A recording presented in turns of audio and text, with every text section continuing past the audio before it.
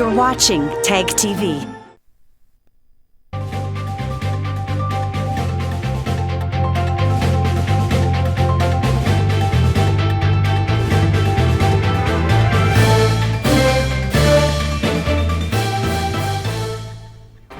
Good evening. Welcome to South Asia Newsline. I'm Surbhi Sharma.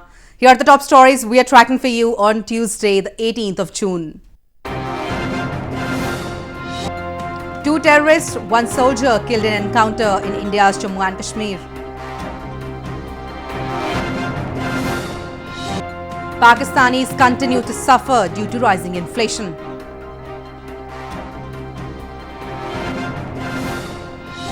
And Afghanistan's President, British Prime Minister discuss Afghan peace process.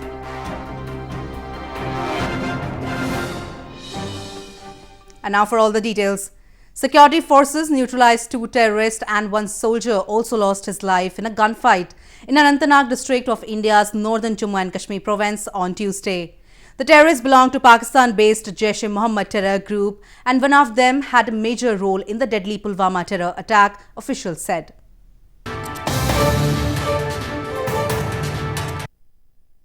Two terrorists and 1 soldier were killed in an encounter in Anantnag district of India's northern Jammu and Kashmir province on Tuesday morning.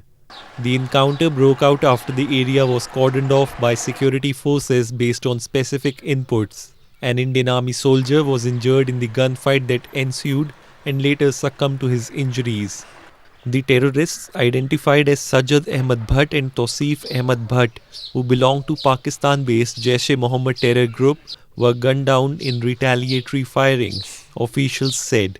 A senior police official said Sajjad had a major role in deadly Pulwama terror attack, which killed at least 40 Indian security personnel in February.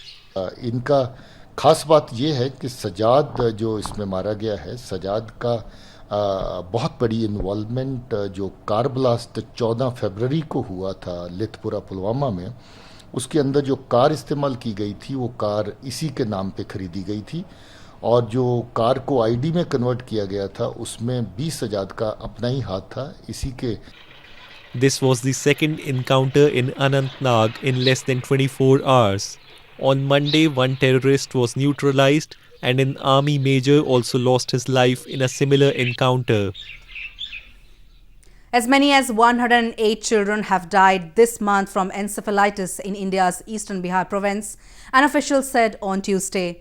Authorities have said that they are doing everything possible to treat the sick children. The death toll due to acute encephalitis syndrome or AES in Muzaffarpur district of India's eastern Bihar province rose to at least 108 on Tuesday. Officials said as many as 89 children have died in Muzaffarpur's Sri Krishna Medical College and Hospital, while 19 others lost their lives in Kejriwal Hospital due to the disease, which occurs in seasonal outbreaks every summer. The provincial and federal government authorities have said they are doing everything possible to treat the sick children. कुल 108 की है और जिसमें कि आज 4 मृत्यु हुई है बच्चों की. कुल अब तक 485 मामले एईएस से संबंधित 485 मामले केजरीवाल एवं एसकेएमसीएच में दर्ज हुए हैं, जिसमें कुल 153 बच्चों को ट्रीट करते हुए उनको वापस घर भेजा जा चुका है. 161 बच्चे अभी वर्तमान में इलाजरत हैं, दोनों ही अस्पताल मिलाकर. Encephalitis is an inflammation of the brain and is commonly known as brain fever. Symptoms include high fever, vomiting, and in severe cases, seizures, paralysis, and coma. Infants and elderly people are particularly vulnerable. 5 years ago, a similar outbreak killed about 380 people in Bihar, India's third most populous province. In news from Pakistan, residents across Pakistan have been continuing to feel the pinch due to the spiraling inflation in the country. The Pakistani government last month increased fuel prices and it targeted a sharp hike in tax revenues as it presented plans for next year's budget last week.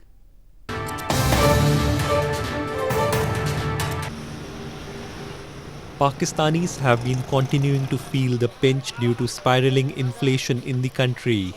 The soaring prices of most commodities have left the residents across the country in despair. A direct impact has been witnessed on prices of essential commodities due to an increase in fuel prices as they are transported via road. The ongoing economic crisis has shattered the people's faith in a government elected last year on a pledge to eradicate poverty and create jobs. शायद आने वाले वक्तों में जिस अंदाज से बैनुल-अक़वामी सतह से हमारे कर्जे बन रहे हैं, IMF अपनी डिमांड्स पे कर्जे दे रहा है, वर्ल्ड बैंक अपनी डिमांड पे कब्जे देकर पाकिस्तान पे शिकंजा जो है वो तंग कर रहा है, तो मैं समझता हूँ कि आने वाले वक्तों में शायद आवाम के पास फुटपाथों से भी जो है ईद की मसनूआत ख़रीदने की, रमज़ान की मसनूआत या आम ज़िंदगी की मसनूआत ख़रीदने की ताकत नहीं होगी. Pakistan had secured a provisional $6 billion IMF loan in April, but it is contingent on measures being taken to cut a budget gap.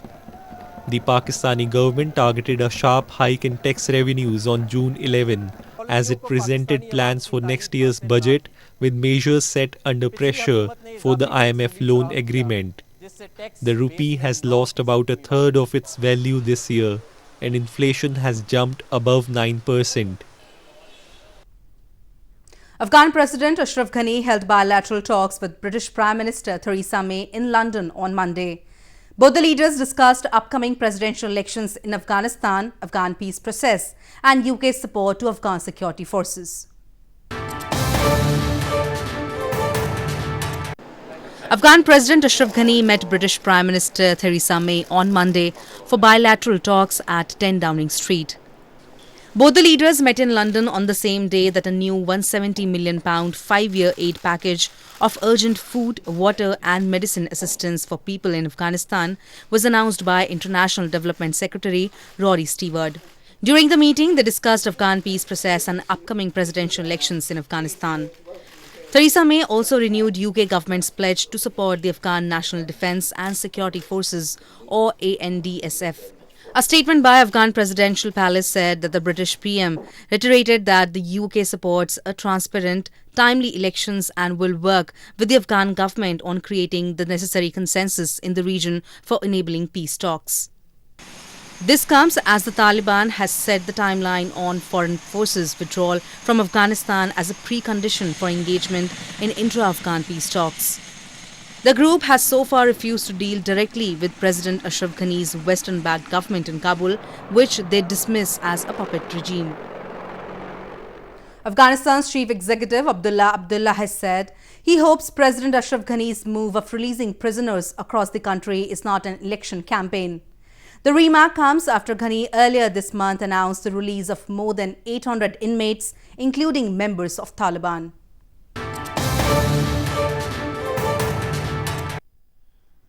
Almost a week after the Afghan government released more than 400 Taliban prisoners, out of 887 inmates to be released in the near future, Afghan Chief Executive Abdullah Abdullah has said he hopes the move remains to be a goodwill gesture and not an election campaign.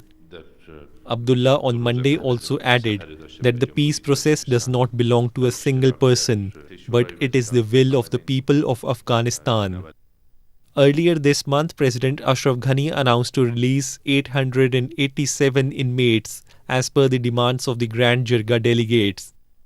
He has been sharply criticized since then, as some political analysts have claimed it is part of his election campaign, and some military analysts have said the government does not have a clear definition of its friends and enemies. According to Supreme Court's orders, Ghani's extended tenure as president will last up to the upcoming presidential elections scheduled for September 28th. A group of young photography enthusiasts recently participated in a visual storytelling workshop held on a picturesque houseboat in India's Jammu and Kashmir province. The workshop aimed to enhance creativity among the youth through connection with the nature.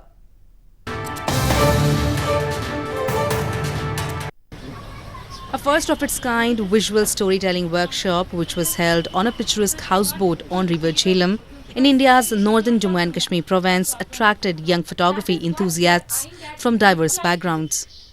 The 5-day workshop, called Jhelum Fables, aimed to enhance the creativity among the youth through writing and photography.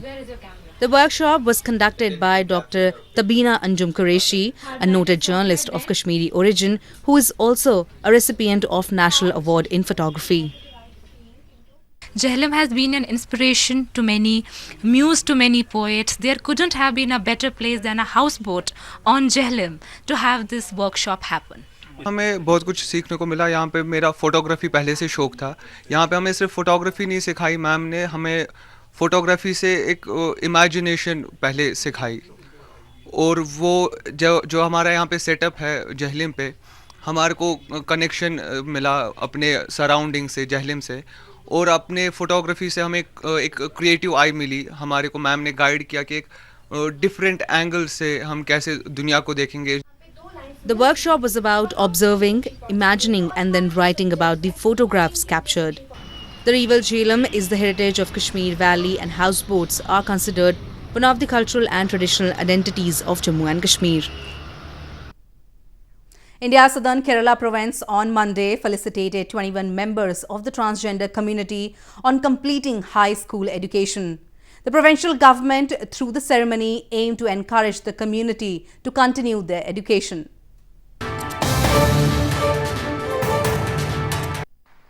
As many as 21 members of the transgender community were felicitated on Monday by the Government of India's Southern Kerala province after they completed their high school education.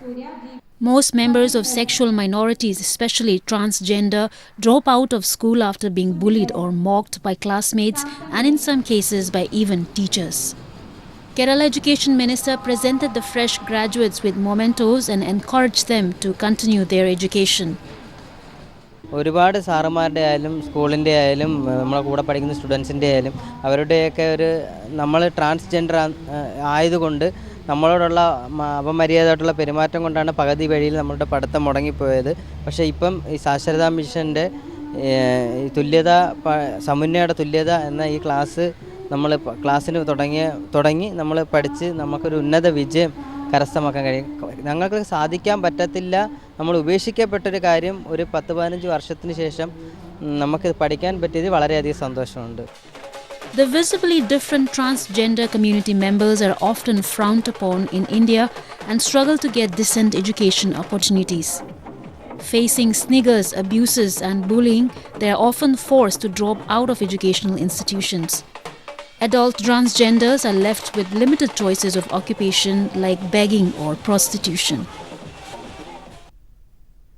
Exiled Tibetan Buddhists on Monday offered special prayers at a monastery in India's northern Dharamshala town to observe Sokka Dava.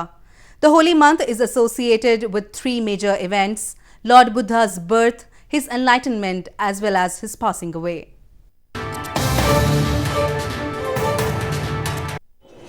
Exiled Tibetans and other Buddhists offered prayers at Namgyal Monastery in India's hill town of Dharamshala on Monday for the auspicious occasion of Sokka Dava.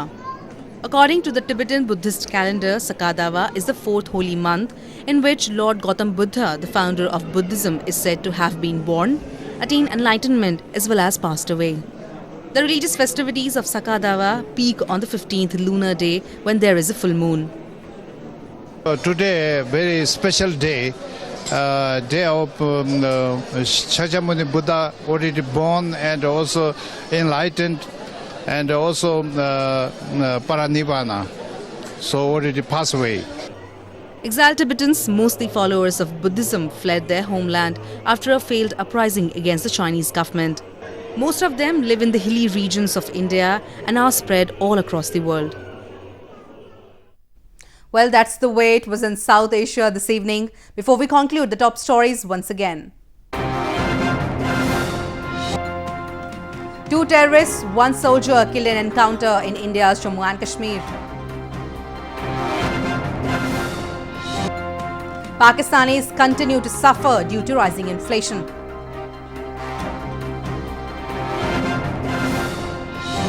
And Afghanistan's president, British Prime Minister discuss Afghan peace process.